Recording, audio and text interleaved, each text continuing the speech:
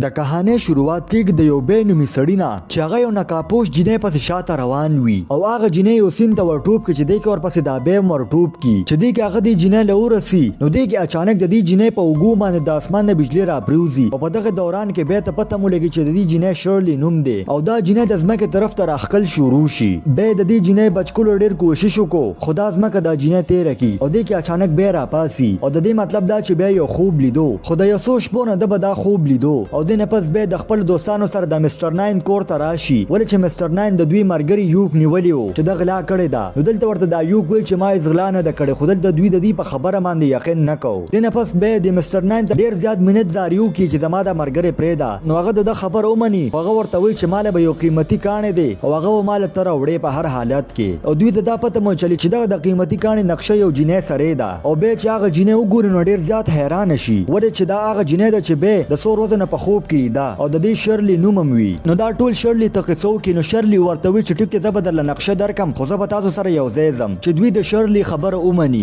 او دوی به اوس د یو کشتۍ په ذریعه باندې خپل منزل ته رسي او په دې کشتۍ کې یو سړی ناست وي چې هغه مخ پټ کړی وي او په دوی یې نظر وي خو دې کې اچانک شرلي ته دا محسوسه شي چې ضرور څه بد کېدو والا دي او د هغې د ګړسته نه یو شان تاوېدل شروع شي چې دې کې اچانک دا کشتۍ ډېره تیزۍ سره خوځېدل شروع شي او داسې لګي چې دا یو ډېر غټ شي سره ټکراو شوه نو دا ټول حیران چې دلته خو څه شتم نه اوبه پاکې دي نو دا کشتۍ ټکراو سره سرې شوه خو دې کې اچانک یو ډېر عجیبه ځناور د اوبو طرف نه د دوی کشتۍ ته راټوپ کړي دې څلور واړه د دې مقابله کوله خو د دې ځناور د چمړه دومره سخته وي چې په هغې باندې سم اثر نه کولو او یوک د خپلې بهادرۍ ښودلو دپاره هغه د دې ځناور مخې ته حمله وکړي چې دې کې دا ځناور په یو چغه ووایي او شاته یې خطا کړي خو دې کې شرلي اچانک په دې ځناور باندې په غشي حمله وکړي چې هغه واپس اوبو ته لاړ شي او اوس بیا دا فیصله وکړي چې زه به دا عجیبه ځناور قید کومه چې دې کې هغه د دې کشتۍ نه دغه کاپړه راکوزه کړي او یو جال جوړ کړي هغه په خپل پلان کې کامیاب شي خو دا ځناور دومره طاقتوري چې دغه ځناور په دې کشتۍ کې توړ پوړ وکړي او په دغه موقع کې هغه انجان سړي انټري وکړي چې هغه سره یو بجلی والا هتیار وي چې هغه د ځناور له داسې جټکه ورکړي چې هغه واپس اوبو طرف ته وتښتي او د دغه سړي ډاکټر سن نوم و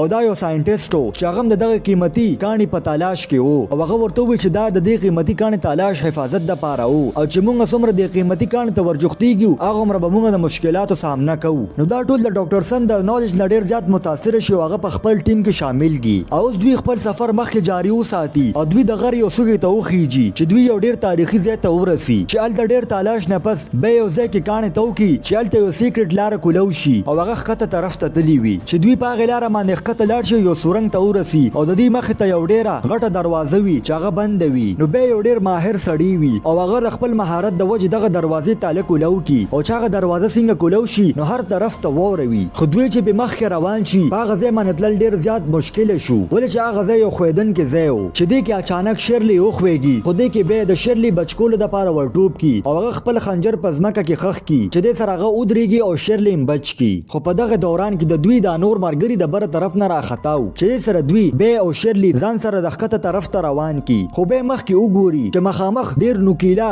د واورو ټوکړي دي شرلي د ځان بچکولو دپاره یو هوک د واورې طرف ته ورخطا کړي خو هغه واوره ماته شي ولې چې هغه ډېره زیاته کمزوري وي خو بیا وګوري چې مخامخ یو دوه سورنګه دي او که دوی د هغې طرف ته ځان وردیکه کړي نو ځان بچکولی شي چې دې کې بیا دا خنجر په ځمکه کې ورخښ کړي او د شرلي په مدد باندې دا نور ملګري د سورنګ طرف ته وردیکه کړي خو دې کې اچانک د دې خنجر نه غیر چاپېره واوره ماته شي او دوی د هغې نوکیله واورې ټوکړو طرف ته ور روان شي خو دې کې بیا ډایرکټ شرلي له دیکه ورکړي او هغه بچ کړي او خپل ځان د مرګ طرف ته ور روان کړي خو دې کې شرلي د ده طرف ته هوک ورولي او ځان طرف ته راکاږي او دا ټول بچ شي او اوس دوی یو بل ګوفې ته راورسي چې هلته ډېره زیاته تیاره وي خو دا ځل دوی یوازې نه او لږ مخکې تلو نه پس دوی یو ځای ګوري چې د هغه ځای نه خاوره لر کړي نو دوی ته یو بله دروازه میلو شي چې بیا د هغې د کولاولو کوشش کوو دې کې اچانک د بیړۍ د شکل په شان ځناور دوی یې هر طرف نه ګیر کړل نو اوس دلته دا ټول وي چې د جنګ نه بغیر بله لار نشته او دا ځناور دومره ډېر وي چې ډېر وخته پورې به دوی دی ونه درئ نو بیا د بره طرف ته وګورو د خپلو ملګرو ته وایي چې د بره طرف باندې به اوس ځو کنې موږ به د دې خونخوار بیړیو خوراک جوړ شو نو دې کې د دوی دا باقي ملګري د ونې د څانګو په مدد باندې بره طرف ته ختل شروع کړي هغه په لاس کې د اور مشال نیولی وي او دا خونخوار بیړۍ د حملې نه ودرئ خو د دې نه مخکې چې دا ټول وخیږي دې کې دغه څانګه ماته شي او ټول په یو ځای باندې راپریوځي چې په هغې باندې کومې تختې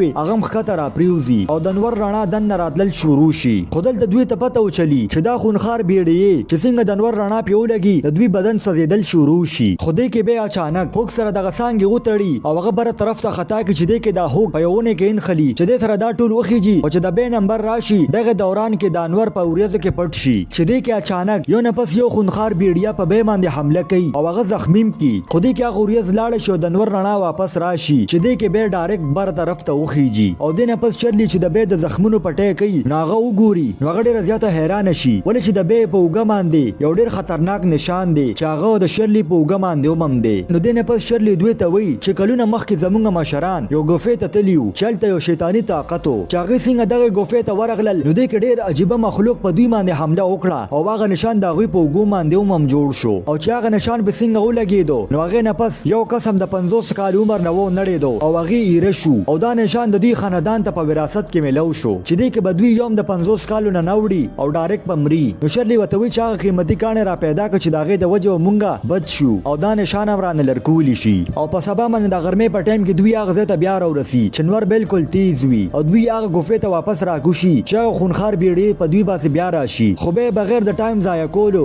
او هغه زر دا دروازه کولو کی چې دا دروازه څنګه کولو شي نو دوی ښکته راشي او ولته یو ډېر زوړ ځای وي چې دغه ځای کې به اچانک یو شمع بله کی چې دې کې اچانک هر طرف ته رڼا شي او دلته دوی پوهم شي چې دلته داسې سدي چې هغه د پټرول په شان زر اور نیسي نو دوی ډېر په خیال باندې مخکې روان وي خو دې کې اچانک د بیخ په یو کاڼي باندې راشي او دغه ځای کې یو زلزله راشي او ډایرکټ په دوی باندې غشي ورول شروع شي خو دوی ډېر په مشکل باندې ځان دغه غشو نه بچ کی او دې کې ډایرکټ به ته بیا احساس شو چې په دوی باندې یو بل حمله کېدو والا ده چې دې کې ډایرکټ په دوی باندې په خنجر حمله وشي خو دوی د ځان بچ کی او دې نه پس دوی د یو د مرګ جال لزان بچ کی او اخر کار دوی هغه قیمتي کاڼي لزان رو رسي چې دې کې به رو ورشي او هغه قیمتي کاڼي را واخلي او بیگ کې واچي خو دلته شرلی وګوري چې ډېر عجیبه حشرات د دوی طرف ته را روان دي خو دلته به پوه شي چې دا ټول حشرات دغه قیمتي کاڼي حفاظت دپاره دي نو دې کې هغه خپل زندگی خطره کې واچي او دا ټول حشرات د خپل ځان طرف ته راولي چې دا نور مرګري د دې ځای نه وتښتي خو شرلی هغه ځای کې ایساره شي او هغه وایي چې زه به تا سره په یو ځای مقابله کوم او دا باقي مرګري روخیږي او دلته د دوی مقابله د حشراتو سره شروع شي او ډېره تیزۍ سره به او شرلی د دوی مقابله وکړي او د بل طرف ته راوړي خو چې څنګه دی بره خیږي چې دې کې د حشرات خپل جالونه د شرلی طرف ته ورخطا کړي او ځان طرف ته راکاږي خو دې کې به ورله واپس راشي او په کتو کې د دې پوره ټیم راشي او د دې حشراتو مقابله شروع کړي نو اوس یو سره پټرول وی او هغه دا فیصله وکړه چې زه به دا پټرول په ټول ځای کې اچوم چې هغه دا پټرول په ټول ځای کې اچول شروع کړي او دا نور د دې حشراتو ځان خپل طرف ته کړي وي خو دې کې اوس دا ټول یو سیف ځای ته راشي او به ډایرکټ لایټر ورخطا کړي چې په دغه ځای کې زر هر طرف ته اور خور شي چې د سره دا ټول حشرات اوس وځي او ویره شي خو بل خو د دوی د لوګي د وجې سا بندېدو علاوه خو ځکه کې اچانک شرلی چې د خپل غړې طرف ته وګوري نو هغه سن ډېره تیزه سره تاویږي چې څنګه پاغه کشته کې تاویدا نو دې ته دا احساس و چې بونګه سین سره خوا کې یو چې دې سره دوی یو غټ لرګي را واخلي او هغه دیوال ماتولو کوشش وکاو او بل طرف ته هغه عجیب زناور چې دې سره دوی د دې زناور په کشته کې مقابله کړي و